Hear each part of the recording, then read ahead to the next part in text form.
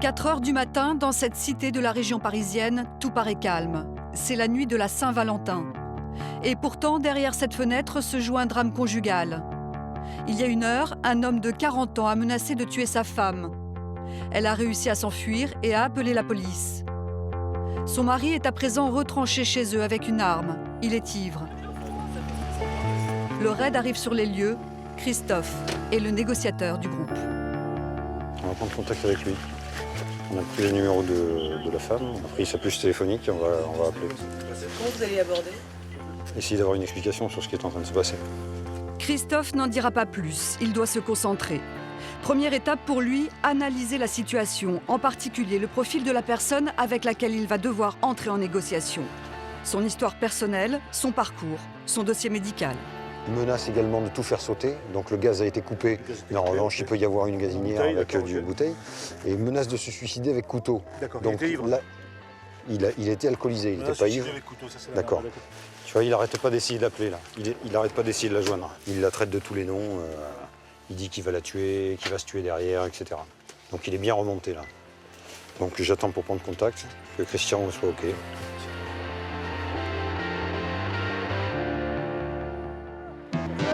Les négociateurs, contrairement à leurs coéquipiers du groupe d'assaut, ils ne sont jamais équipés de fusils, mais ils disposent cependant d'armes redoutables, l'écoute et la parole. Je vous assure que si jamais vous sortez là maintenant, il n'y a aucune raison de vous envoyer nulle part. Donc on fait en sorte que tout se finisse pour le mieux. Au nombre de 6, ces hommes du raid sont les hommes de la dernière chance avant une intervention en force. Si vous ouvriez cette porte pour que l'on règle cette histoire-là, ça serait terminé. Chômage, problèmes conjugaux, alcool, drogue ou folie. Ils sont confrontés à la France en détresse. Celle des souffrances cachées, qui un jour pourtant ordinaire explose sans prévenir. D'accord. Lorsqu'ils interviennent, ils sont le dernier lien entre un forcené et le monde réel. Leur objectif, tout faire pour qu'ils se rendent et que le sang ne coule pas. Retour en banlieue parisienne. Tout le monde est à son poste. Récupérer son. J'ai récupéré. On peut commencer à négocier là? Oui. Ok, vas-y. C'est bon? Allez. Ok, on tente de prendre contact là. Christophe a le feu vert pour prendre contact par téléphone. Le forcené décroche. L'homme, nous l'appellerons Kevin, est retranché chez lui depuis 2 heures. Il menace de se suicider avec un couteau si sa femme ne revient pas au domicile conjugal. Je me doute bien, monsieur. C'est votre surnom, c'est ça? D'accord, bon, moi c'est Christophe. Dites-moi, la situation, elle est pas si mauvaise que ça avec votre épouse, là. Vous mettez un coup de couteau si jamais quelqu'un entre chez vous. D'accord. Pendant ce temps, grâce aux informations préalablement recueillies par Christophe, le chef de section met ses hommes en position. Le but de l'opération, on va aller le plus près possible de la porte et on va placer le moyen d'effraction sur la porte, qui est une porte blindée 3 points. C'est au 3e étage droite. On attend que nos snipers soient en place, qui nous protègent sur l'évolution. Et le groupe Alpha, vous allez gentiment cheminer le long de cet immeuble et rentrer dans l'immeuble jusqu'à l'étage.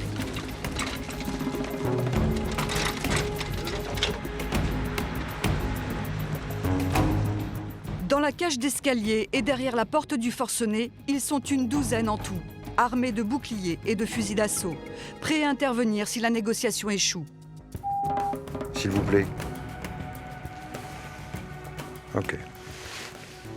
Donc là, on le laisse 5 minutes. Par contre, il faudrait que les gars soient discrets derrière la porte. Il les entend beaucoup et ça le fait monter dans les tours.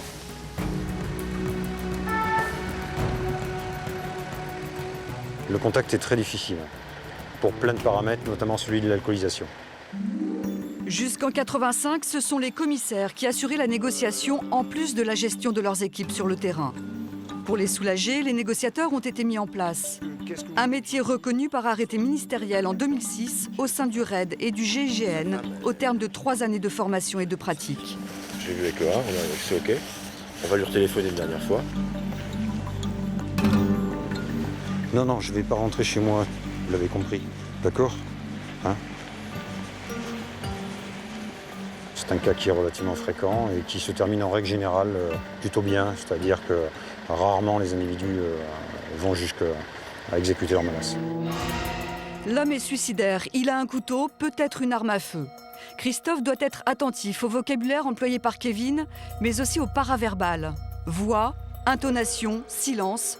Cela lui permet de mesurer les chances de passage à l'acte. Dès lors que l'on ouvre en force, il y a un laps de temps qui bien sûr, lui laisse la possibilité de se suicider ou de tenter de le faire, hein, bien sûr. Mais pour l'heure, Kevin exige de parler à sa femme. Non, mais si elle ne veut pas vous parler, moi je peux en revanche la convaincre, d'accord? Éprouvée par la dispute, la femme de Kevin s'est réfugiée dans le camion des pompiers. À force de patience, Christophe réussit à la persuader de parler à son mari. Je voulais qu'on parle, d'accord? T'as demandé à me parler.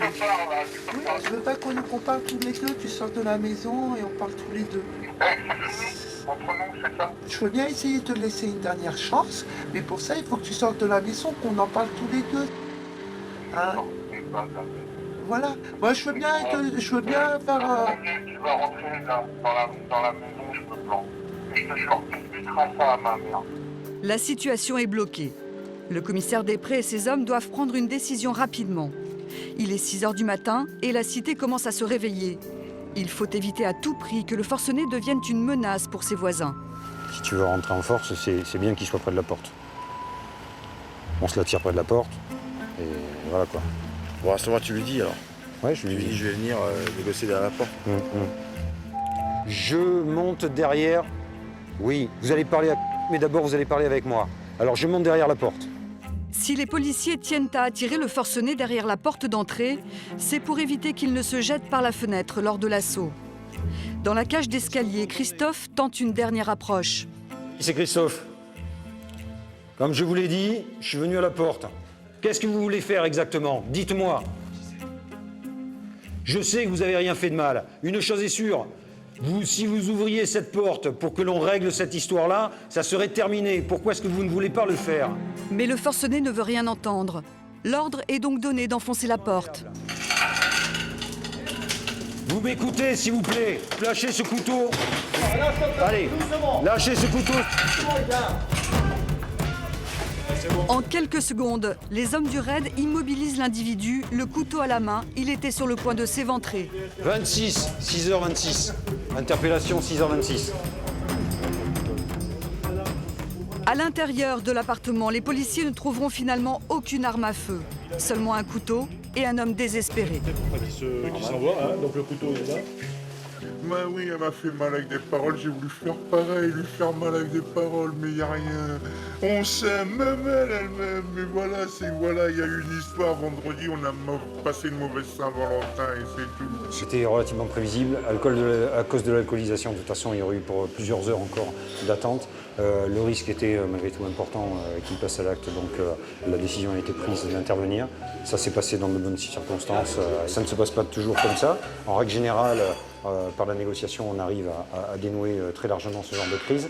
Là, ici, il y avait quelques impératifs, notamment au niveau des timings, etc., qui ont fait qu'il a fallu donc, intervenir également au vu du risque.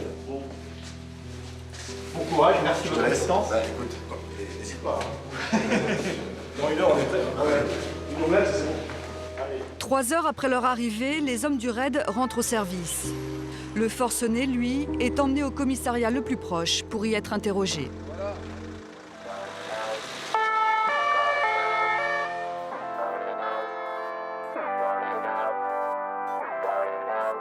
Quartier général du raid, quelques jours plus tard. Entraînement, intendance, mais aussi moments de détente sont le lot quotidien des hommes lorsqu'ils ne sont pas en mission. Oui, ça c'est. Des moments de répit de courte durée. L'alerte est donnée, une équipe doit être prête à partir dans les 10 minutes. Il s'agit d'une prise d'otage. Le négociateur désigné, c'est Stéphane. Ok, donc on va partir, on va partir.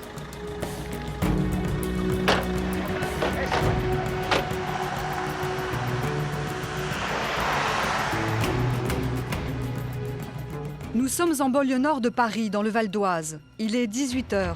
Ce quartier pavillonnaire est bouclé par la police.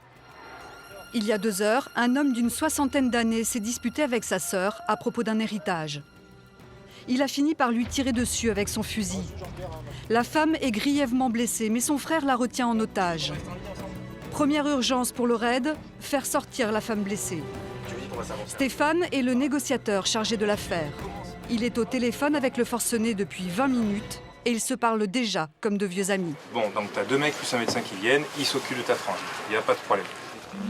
Le patron du raid, Amaury de Haute-Cloque, s'est aussi rendu sur place. Rentrez chez vous, s'il vous plaît. Le forcené accepte rapidement de faire évacuer sa sœur. Elle est touchée au genou et à la hanche. Top, parce que là, il y a un angle, là. Pas plus. Les pompiers vont prendre en charge la blessée.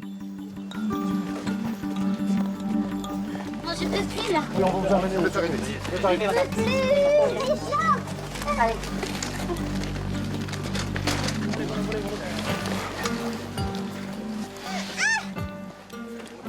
Maintenant, on a un forcené à gérer. Maintenant, on retombe dans une situation que je qualifierais de plus classique. La sœur du forcené est maintenant hors de danger. Le chef du raid donne ses directives au négociateur qui est toujours en ligne avec l'homme retranché dans sa maison. S'il a tenu parole, je voudrais que tu le rappelles pour lui dire qu'à notre tour, on va tenir la nôtre. Il faut qu'il se rende, qu'on considère qu'il ne s'est rien passé. D'accord ? Une balle dans le cornet. Ouais, mais non, on rentrera pas de chercher. Mais le forcené n'en est pas là. C'est un homme plein de rancœur. Il a besoin de parler et Stéphane devient son confident. A priori, c'est bon signe. Quand un sujet manifeste l'envie de parler plus longtemps, comme c'est le cas ici, les négociateurs estiment que la situation commence à s'améliorer. Ma mère, sa maladie s'est super aggravée à cause d'elle. Hein, et puis après ça, pour être tranquille, qu'est-ce qu'elle a fait quand ma mère est sortie de l'hosto le 2 juillet? Hop, elle l'a séquestrée. Donc t'en veux à ta sœur pour ça? Ah mais il n'y a pas que pour ça, il y a pour plein de trucs. Pour plein de trucs. Non, il y a 15 ans de merde qui sont partis dans un coup de fusil, mais c'est... Les négociateurs du raid travaillent souvent à deux. Le rôle de Tatiana, l'une des 4 femmes du raid, est de conseiller Stéphane lors de ses échanges avec le forcené. Elle lui suggère des phrases à utiliser dans la conversation. Alors, il y a des choses qui dépendent pas de toi. Oui, ça c'est je dis. Non, mais il faut qu'il comprenne parce qu'en plus, manifestement, il a confiance en toi. Donc, il y a des choses qui ne dépendent pas de toi. Il faut que tu lui expliques. J'ai du mal à en placer d'autres. Hein. Il est un peu. Il est encore dans le moment où il verbalise, il ventile les émotions. Autre raison à ces binômes, éviter d'être victime du syndrome de Stockholm. Car les négociateurs sont obligés de créer un lien affectif avec leur cible. Et lorsque celui-ci devient trop présent dans les échanges, le négociateur numéro 2 prend le relais. Mais regarde la situation telle qu'elle est, c'est quelque chose qu'on peut arrêter maintenant. Il faut rebondir sur des trucs comme ça. Stéphane doit conserver la confiance du forcené. Et pour cela, il n'hésite pas à lui parler de sa propre famille. Je suis venu pour t'aider. Tu sais, à cette heure-là, moi j'ai mon petit bonhomme qui m'attend, c'est la nounou qui est encore à la maison. Si j'avais autre chose à faire, je me serais cassé, tu vois. Donc franchement, si je suis là, c'est que ça me tient à cœur. Mais l'homme est difficile à raisonner. Il a déjà fait de la prison pour vol et pour lui, pas question d'y retourner. J'ai l'impression qu'il y a quelque chose qui te fait peur dans le fait de sortir. Je comprends pas pourquoi. J'ai pas peur. Le seul truc que j'ai peur, c'est de le regretter toute ma vie. Alors que si j'appuie sur une gâchette, j'aurais plus rien à regretter.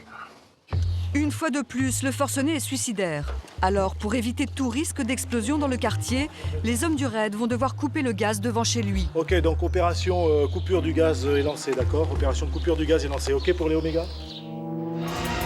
Tout à coup, l'inattendu se produit. L'homme sort de la maison. Attention les gars, on se rapproche gentiment. Mais en voyant ce déploiement d'hommes armés, l'homme fait demi-tour. Il est sorti rapidement, il a fermé un portillon, il rentre. Donc on n'a pas eu le temps de... On a des distances de sécurité parce que comme il est tout seul et il est armé, on ne va pas prendre n'importe quel risque. À partir de maintenant, tout va changer. Alarmé par la présence des hommes en noir, le forcené devient menaçant. J'ai pas envie qu'ils tapent pas la barre, ni en noir qui me tombe sur la gueule, dès que j'aurai mis la main sur le poignet de mon porte-avions. J'ai des mecs planqués chez mes voisins avec un fusil à la main, j'en veux pas non plus. Alors maintenant, s'ils veulent jouer à ça au force à poil, c'est ok, moi tu sais, depuis ma fenêtre, je peux l'allumer aussi, hein. C'est pas un problème. S'il est menace, on le tire. Au bout de quelques heures, pour rassurer le forcené, le négociateur décide de faire intervenir l'une de ses proches présente sur les lieux. Une amie. À tout de suite. Bonsoir l'ami. Ce coup de fil a été préparé avec les négociateurs. Oui. Non, c'est pas la fin. Le chef il m'a donné sa parole que si tu sors, On va pas te bousculer, on va rien te faire. Simplement, il faut pas que tu aies l'arme à la main. Oui, moi je le crois, le monsieur. Ben écoute, je t'attends.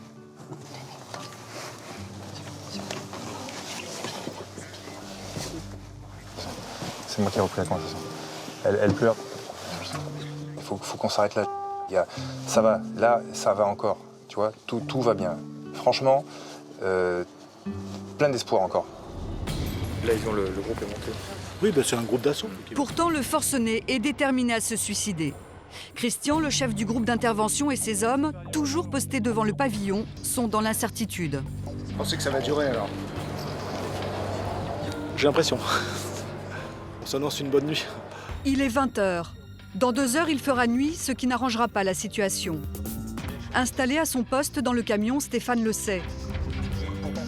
Si l'individu ne se rend pas maintenant, le raid devra donner l'assaut, que Stéphane le veuille ou non.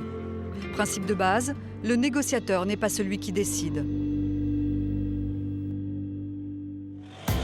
À l'autre bout de la région parisienne, l'équipe du commissaire Després est également sur le qui-vive. Un jeune homme atteint de schizophrénie menace de se jeter par la fenêtre. Il ne prend plus son traitement et s'est retranché dans l'appartement familial. Un déséquilibré, c'est quelqu'un qui, avant toute chose, est quelqu'un de malade. Donc on le traite en tant que tel. Hein. On a bien conscience que ce n'est pas un malfaiteur, que c'est pas, même si effectivement, malheureusement, il peut, et on le voit tous les jours, ces individus peuvent commettre des actes criminels, mais ils n'ont pas le profil du malfaiteur. Le problème, c'est qu'ils n'ont pas leur raison. Et de pouvoir négocier avec ces gens-là, c'est pas facile, puisqu'ils n'ont pas le raisonnement habituel. C'est Christophe qui est désigné pour négocier avec le forcené. Il sait que les personnes atteintes de psychopathologies graves peuvent être extrêmement imprévisibles. Elles représentent 20% des cas dans les interventions de ce type. Le groupe d'assaut se met en place. Le forcené est un gros gabarit. 95 kilos, 1m80. L'équipe doit en tenir compte. Même si, a priori, il n'est dangereux que pour lui-même, le déploiement de force est toujours le même. 30 hommes armés jusqu'aux dents, prêts à intervenir. Mais à ce stade, l'homme clé de la crise, c'est Christophe. Assis au calme dans l'appartement d'un voisin, il téléphone au jeune schizophrène. Bon, tu annonces, hein, on va commencer la négo, hein, d'accord? 13h45, c'est parti.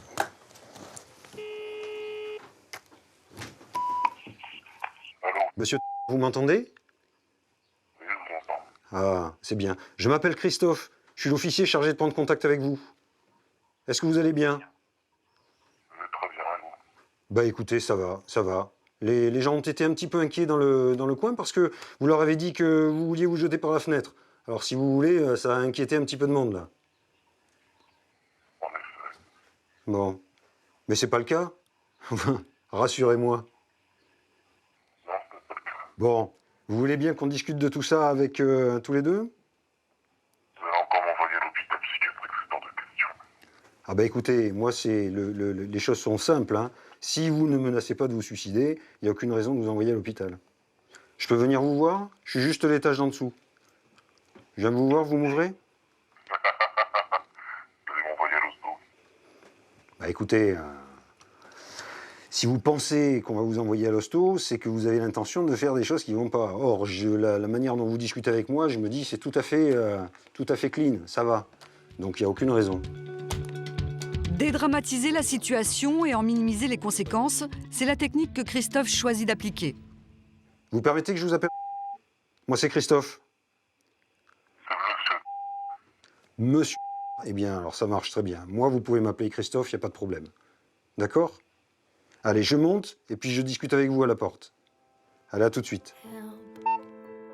L'homme au téléphone est cassant, mais pour Christophe, c'est déjà une petite victoire que de pouvoir discuter de vive voix avec lui.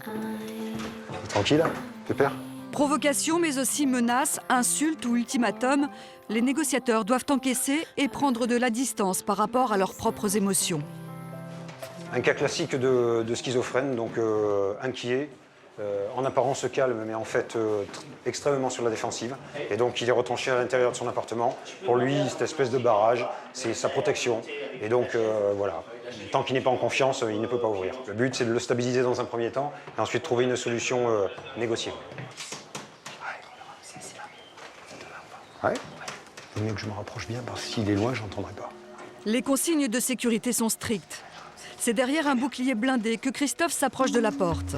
Il va tenter de convaincre le forcené de ne pas attenter à ses jours et d'ouvrir la porte. Monsieur, comme promis, je suis venu à la porte. Vous m'entendez là maintenant? Je vous écoute, hein. Ça vous a inquiété de voir tous les pompiers là dehors comme ça?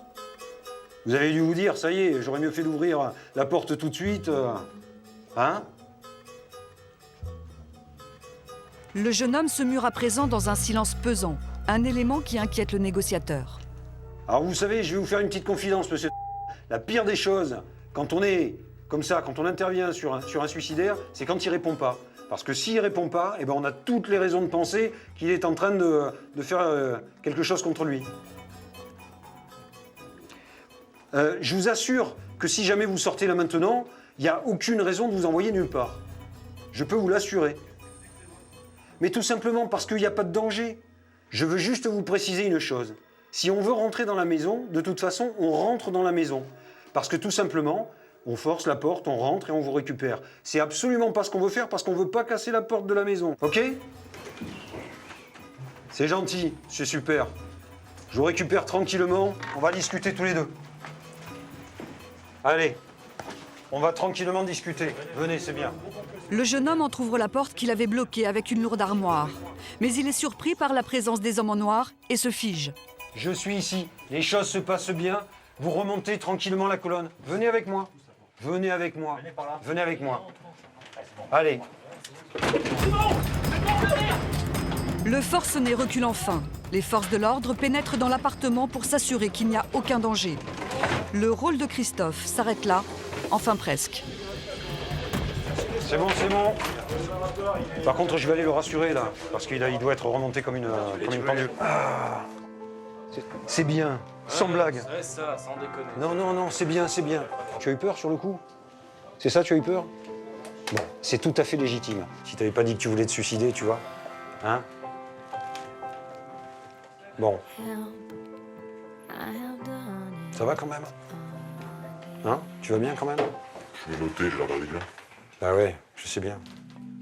Christophe est soulagé. Il a réussi à empêcher le jeune déséquilibré d'aller jusqu'au bout de son intention suicidaire. L'opération s'est bien passée, en douceur, comme la plupart du temps. Ça marche pas à tous les coups. 80%. Mais c'est les cas les plus difficiles. Dès lors que l'on est avec une pathologie, c'est toujours très très difficile. On est toujours content quand on récupère les gens tranquillement, en vie et en bonne santé. Bien sûr.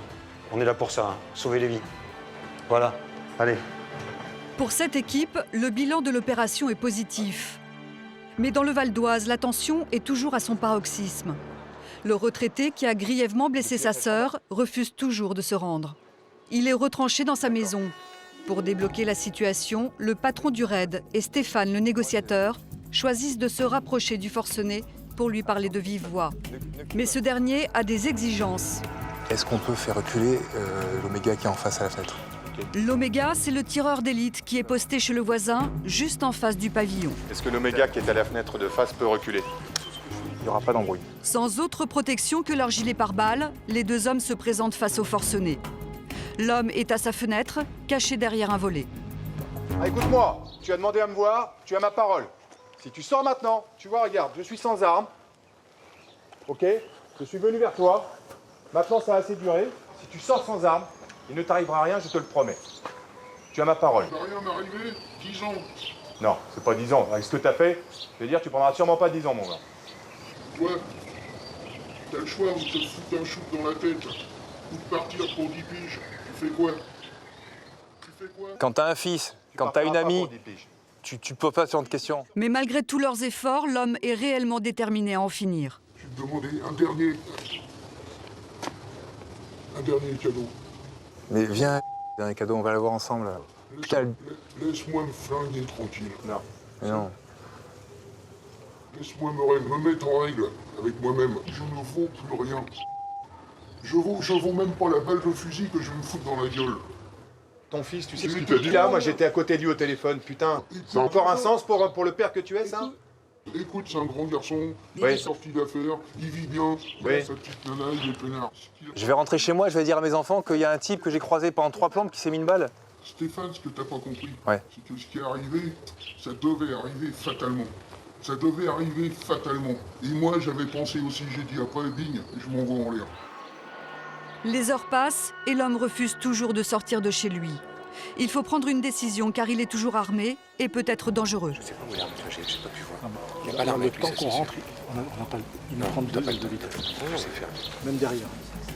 Le commandement décide d'intervenir. L'option choisie est d'envoyer des grenades de gaz lacrymogène par l'arrière de la maison pour empêcher l'homme de faire usage de son arme. L'équipe d'assaut gagnerait ainsi quelques précieuses secondes pour l'empêcher de mettre fin à ses jours. Donc tout le monde est briefé sur l'intervention. Bien reçu à tous. Reçu pour Bravo. Il est 22 h. Les équipes d'assaut sont en place. Il ne reste plus que quelques minutes aux négociateurs pour convaincre le forcené de se rendre. 22h05, je viens ici 5 minutes, mais dès qu'il va faire trop sombre, on va y aller. La nuit est tombée. Dans 5 minutes, l'assaut va être donné. Stéphane fait une dernière tentative. Je suis au bout du rouleau, tu comprends ça? Je suis complètement au bout du rouleau. Le forcené ne peut pas le voir, mais sur le panneau que Tatiana montre à Stéphane, il est écrit « Assaut ». La mission de Stéphane s'arrête là. Comment tu veux que ça se sache si ça se ferme comme ça, si ça se termine comme ça là? Des grenades lacrymogènes sont lancées par les policiers à l'arrière de la maison. Le groupe s'avance et tire dans le portail pour l'ouvrir. Mais de peur du cambriolage, le forcené avait transformé sa maison en un véritable bunker. Vitres et portes sont blindées. Les hommes du raid doivent tirer dessus à plusieurs reprises pour en venir à bout. Ils parviennent à entrer rapidement dans la maison. Hélas, pas assez vite. Vous sortez les gars. J'ai mis une balle dans la tête. J'ai mis une balle dans la tête. Vas-y, Je peux y aller? bah, vas-y pas, parce que de toute façon tu vas. Vous voulez faire, vous voulez faire.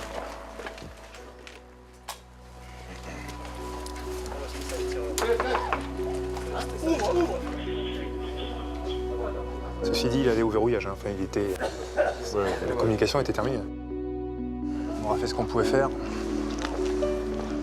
Lorsqu'un forcené est déterminé à se suicider, une intervention, même rapide, des hommes du raid ne permet pas toujours d'éviter un drame. Mais cela reste exceptionnel.